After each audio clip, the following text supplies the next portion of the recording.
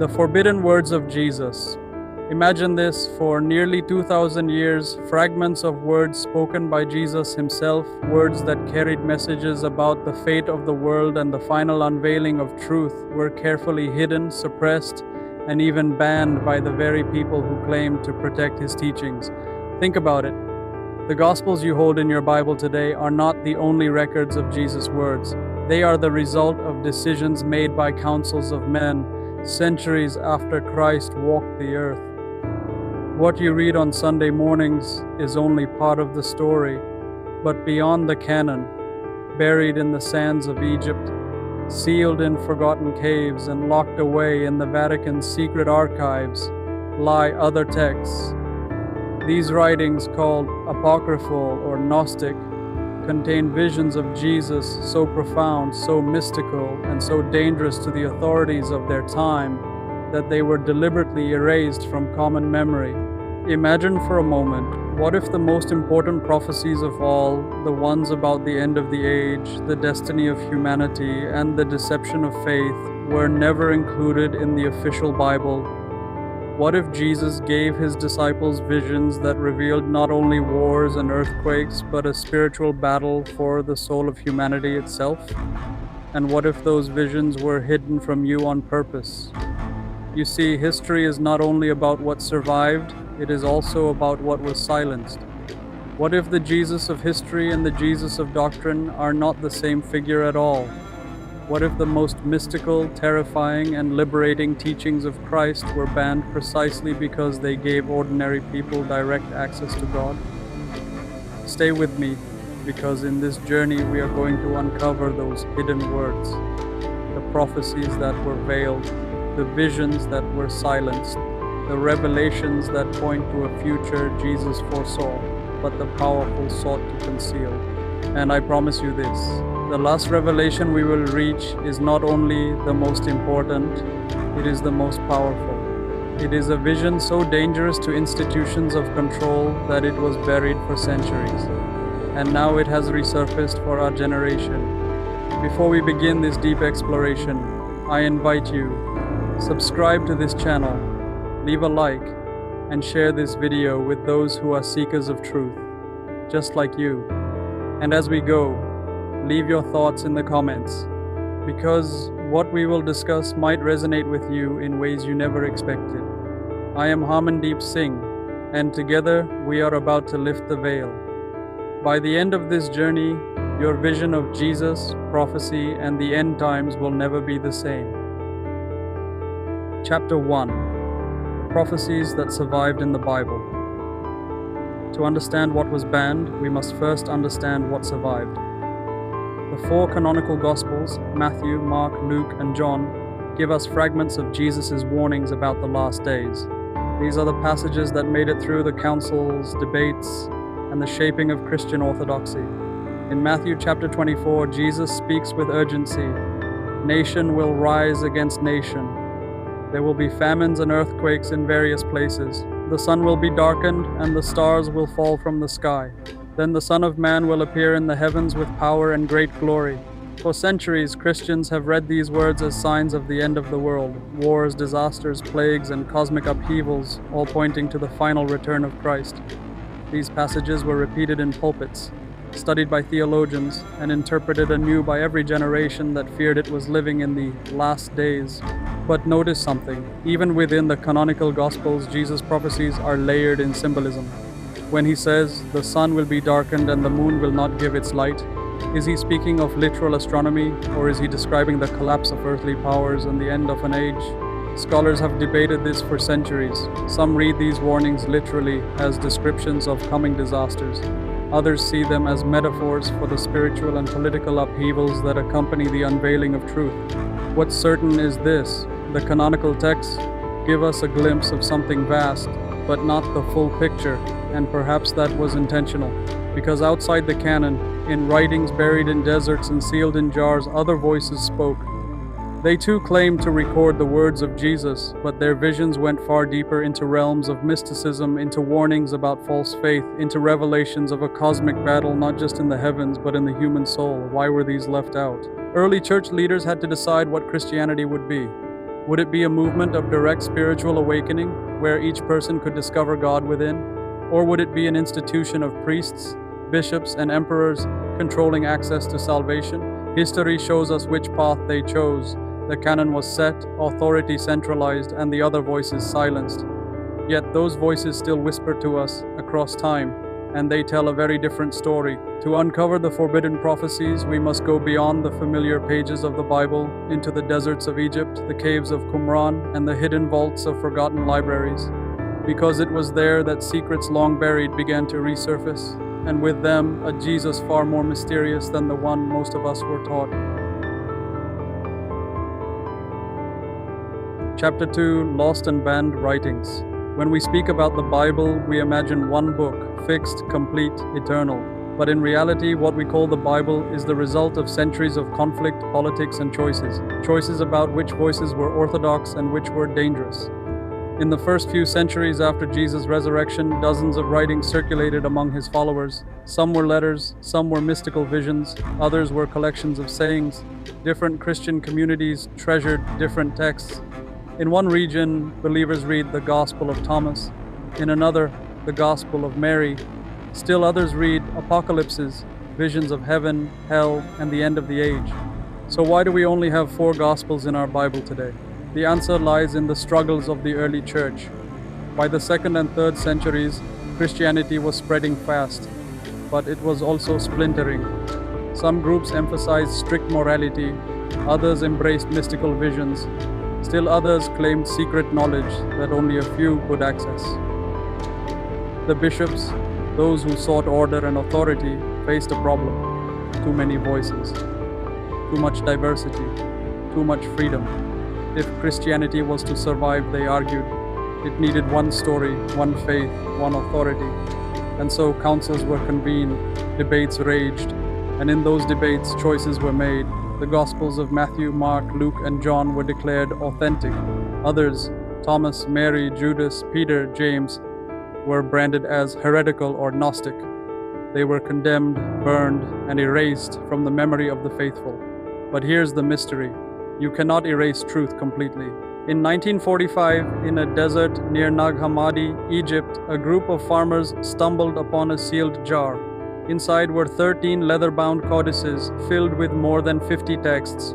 These were the Gnostic writings, books thought lost forever. Among them, the Gospel of Thomas, the Gospel of Philip, and the secret book of John. A few years earlier, in the caves near the Dead Sea Scrolls had been discovered, ancient writings that included apocalyptic visions, prophecies, and insights into the spiritual struggles of Israel.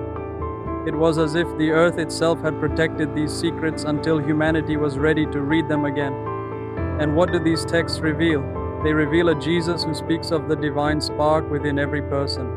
A Jesus who warns not only of wars and famines, but of false faith, corrupt priests, and spiritual blindness.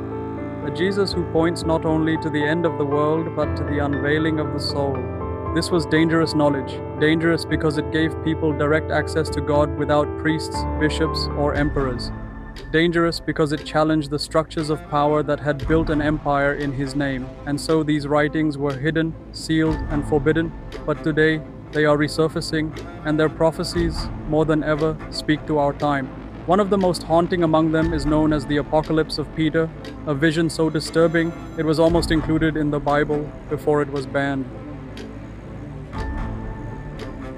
Chapter 3: The Apocalypse of Peter. The Apocalypse of Peter was a text so well known in the early church that for a time, some Christians believed it should be part of the New Testament. Imagine that. For centuries, people read this prophecy in their gatherings, believing it was the very voice of Christ.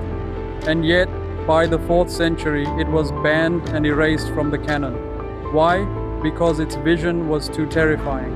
In the Apocalypse of Peter, Jesus takes Peter aside and shows him a vision of the end. But unlike the familiar Gospels, this vision is not just about wars and earthquakes. It is about deception at the very heart of the faith itself. Jesus tells Peter, "Many will follow after my name, and they will attach themselves to a man who is blind, and they will lead multitudes astray." Here is the shocking idea. The prophecy suggests that in the end times, even those who call themselves Christians will be deceived. That religion itself may become a mask, a trap, a counterfeit. And then comes the most mysterious part. In Peter's vision, Jesus shows him two figures of Christ. One is suffering on the cross, but above that figure, another Christ is laughing, untouched by the crucifixion. This has baffled readers for centuries. What does it mean? Some say it reveals the Gnostic idea that the true Christ was divine, untouchable, and that the crucifixion was only an illusion. Others say it is symbolic. The laughing Christ represents the eternal, victorious spirit of Jesus, while the crucified body represents the suffering of the earthly world. But whatever the meaning, the message is clear. Appearances deceive. What looks like truth may be false. What looks like defeat may be victory. And what looks like religion may be deception. For the early church fathers, this was too much.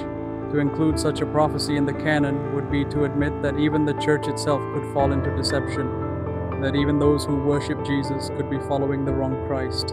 And so the Apocalypse of Peter was banned.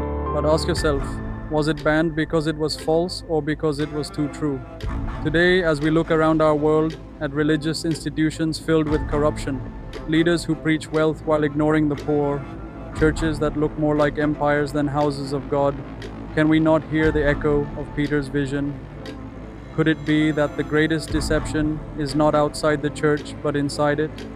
The Apocalypse of Peter forces us to confront this terrifying possibility that the end times will not simply be marked by disasters and wars, but by spiritual blindness at the very heart of faith, and that is why this prophecy was silenced.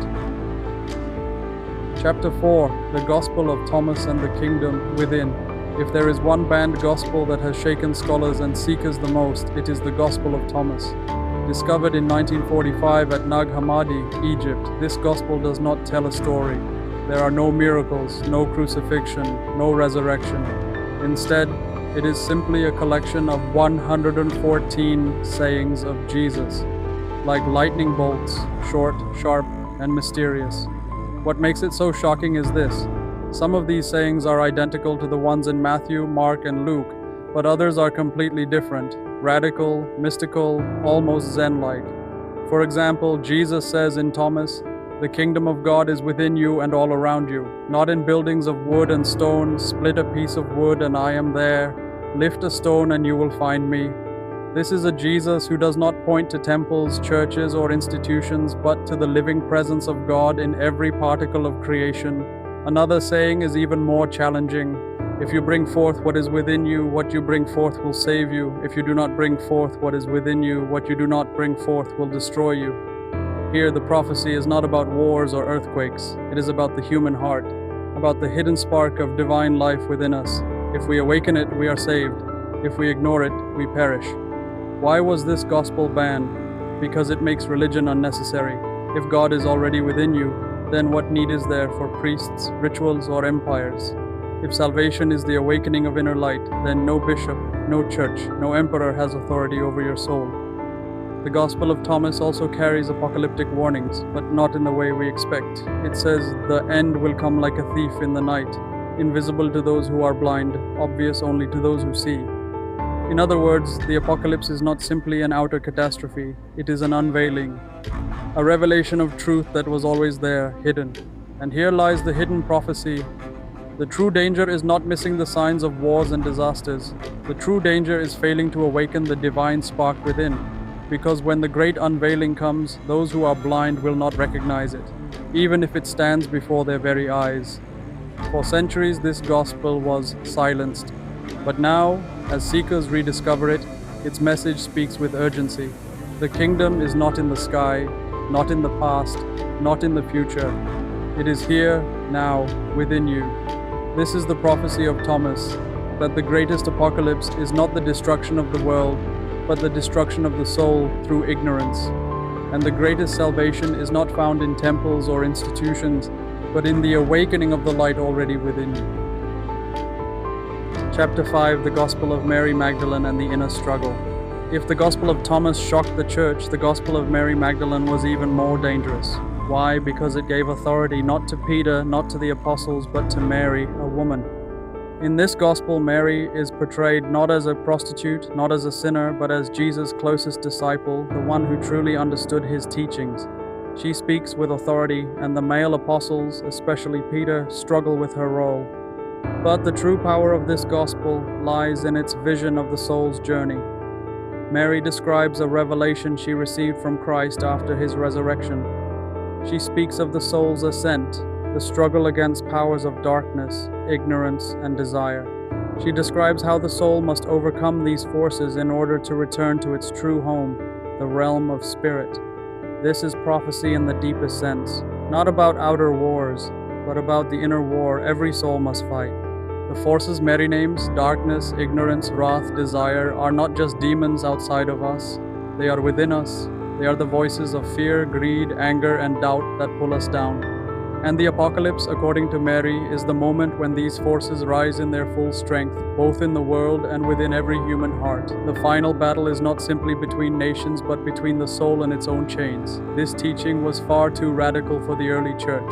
If Mary was the true disciple, then the authority of Peter and the male hierarchy was threatened. If salvation was the liberation of the soul from inner ignorance, then the elaborate structures of ritual and obedience were unnecessary. So the gospel of Mary was suppressed, its pages torn out, its voice silenced. But imagine this. What if the truest prophecy of all is not about earthquakes or famines, but about the battle inside the human heart?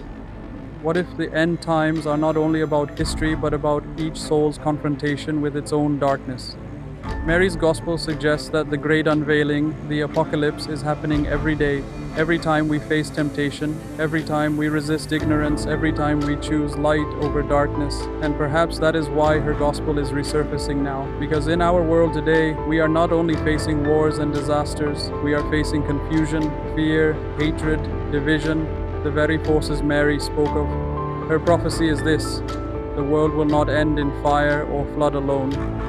The true apocalypse is whether the soul awakens or whether it is consumed by ignorance. Chapter 6, the Gospel of Judas and the Great Deception. Few names in history carry as much weight as Judas Iscariot, the man who betrayed Jesus for 30 pieces of silver. For nearly 2,000 years, Judas has been remembered as the ultimate traitor, the symbol of betrayal. But then, in the 1970s, a shocking discovery surfaced in Egypt, a Coptic manuscript known as the Gospel of Judas. When it was finally restored and published in 2006, its message shook the world of theology. In this gospel, Judas is not the villain, he is the one disciple who truly understands Jesus. The text portrays Jesus laughing at the other disciples who misunderstand him, clinging to material sacrifices and external rituals. But Judas is different. Jesus pulls him aside and tells him secret knowledge that Judas will play a crucial role in fulfilling the divine plan. Judas, according to this gospel, is not betraying Jesus out of greed. He is following instructions. He hands Jesus over not as an enemy, but as the one who helps set his spirit free from the prison of flesh. This is radical, even scandalous. Imagine the shift, the most hated figure in Christian history recast as the chosen disciple. But the gospel goes further. It contains apocalyptic visions. Jesus reveals to Judas the corruption of future generations, how false leaders will arise, obsessed with earthly power, money, and rituals. He warns that many will build great churches, but these will not honor God. They will honor their own egos. And here is the hidden prophecy. The true betrayal is not Judas handing Jesus over to the Romans. The true betrayal is when religion itself loses its soul, when leaders use God's name for greed, for control, for bloodshed. If this is true, then Judas was not the great betrayer. He was the mirror reflecting what humanity would one day become. This text was far too dangerous for the early church. To suggest that Judas had secret knowledge, to suggest that the true corruption would come not from outsiders but from within the church itself, that was unthinkable. So the Gospel of Judas was hidden, condemned, and nearly lost forever, but perhaps its reappearance in our time is not an accident, because today more than ever we see how institutions can become corrupted, how leaders can twist faith into power, how the name of God can be used to justify violence. The Gospel of Judas warns us the real danger is not Rome, not governments, not outsiders. The real danger is the corruption of the soul, especially in those who claim to represent God, and that is a prophecy worth remembering. Chapter 7. Signs of the Last Days. Corruption, false teachers, deception. From the canonical Gospels to the banned texts, one theme echoes again and again: beware of false prophets. In Matthew 24, Jesus says, "For false Christs and false prophets will appear and perform great signs and wonders to deceive, if possible, even the elect." This warning is repeated in Mark, in Luke, and even more vividly in the banned Gospels. The hidden writings describe a time when religion itself would be twisted. Leaders would rise claiming to speak for God, but they would be liars. Teachers would promise salvation, but sell it for money. Preachers would wear robes of holiness, but be filled with greed and pride.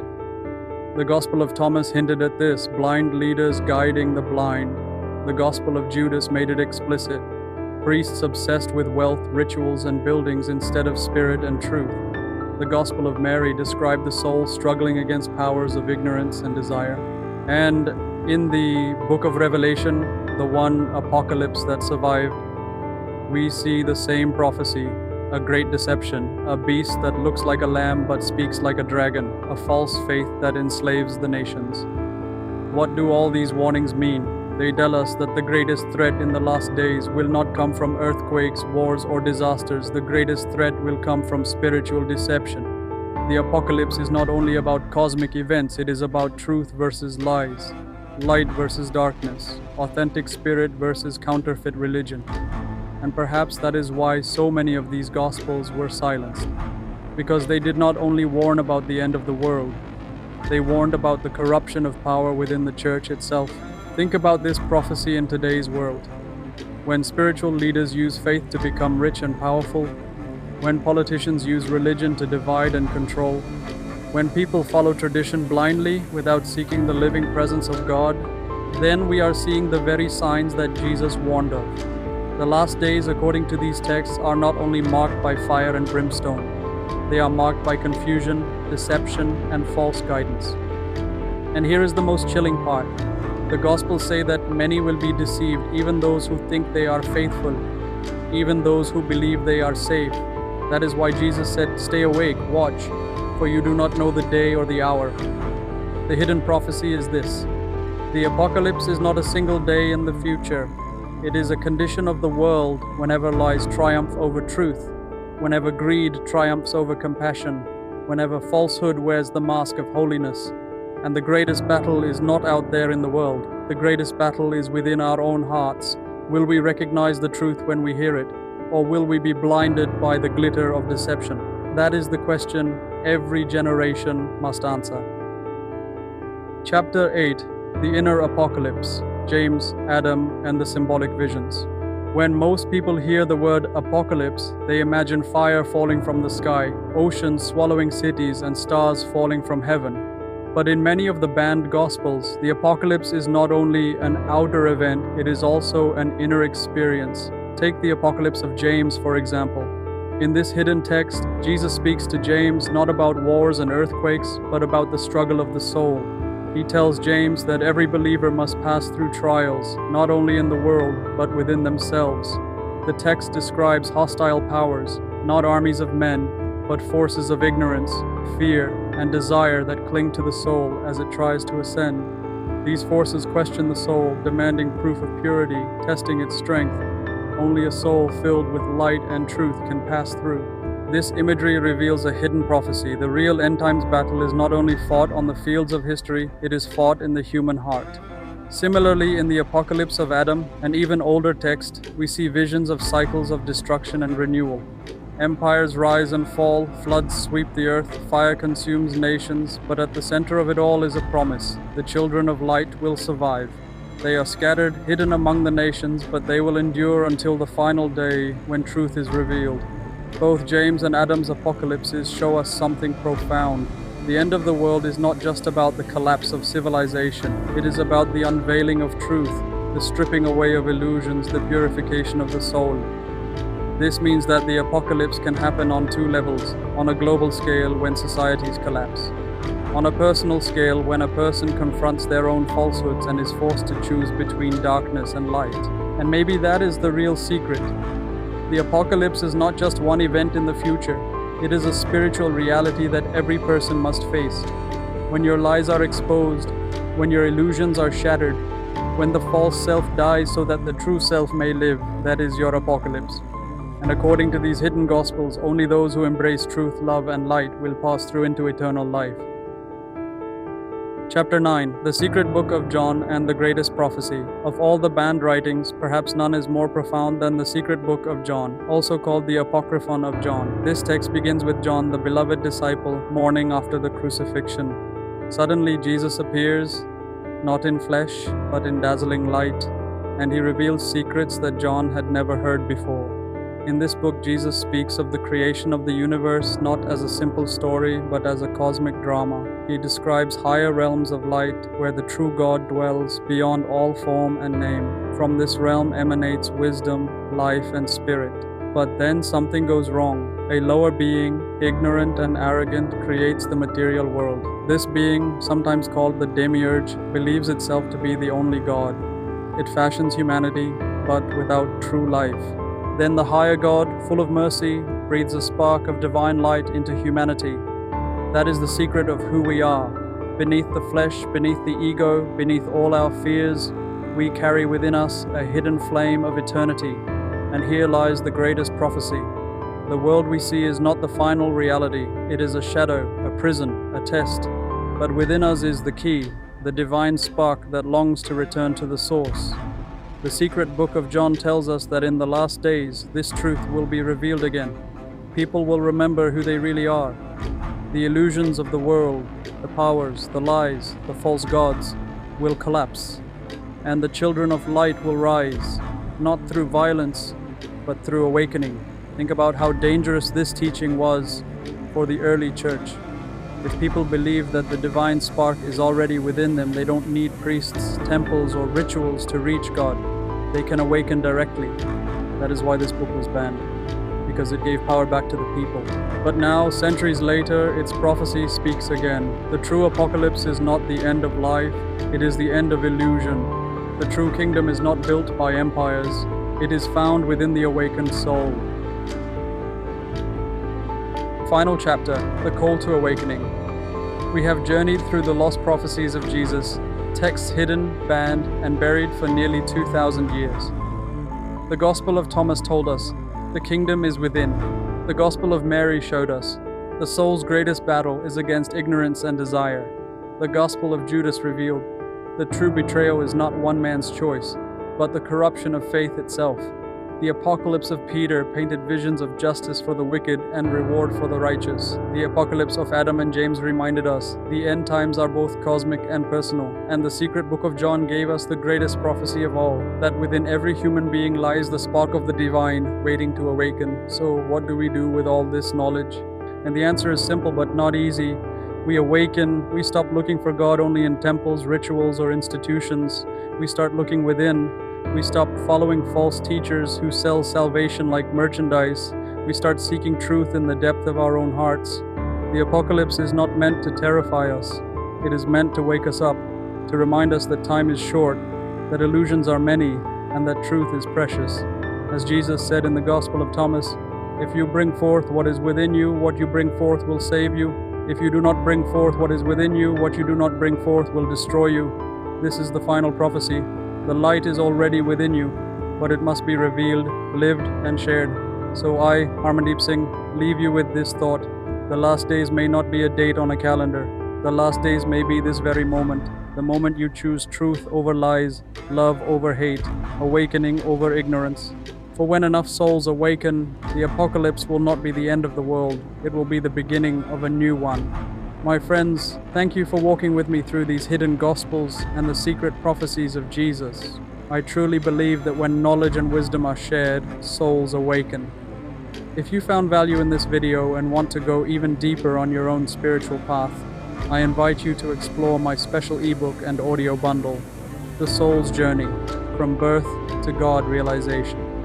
In this bundle, I share practical teachings, meditations, and guidance to help you connect with God, understand your soul's true nature, and move step by step toward divine realization. It's more than words, it's a spiritual companion for your journey. And remember, spirituality is not separate from daily life. The way you dress, the way you walk, the way you live, it all reflects your light. If you want to express that inner confidence on the outside, check out my online store, harman22shop.com. Thank you so much for watching. Don't forget to check out all the links in the description and in the pinned comments. If you enjoyed this video, please subscribe to my channel, Light of God 444. Give this video a like and share your questions or thoughts in the comments below. I'll see you in the next video. Until then, take care, stay blessed, and may God's light always be with you.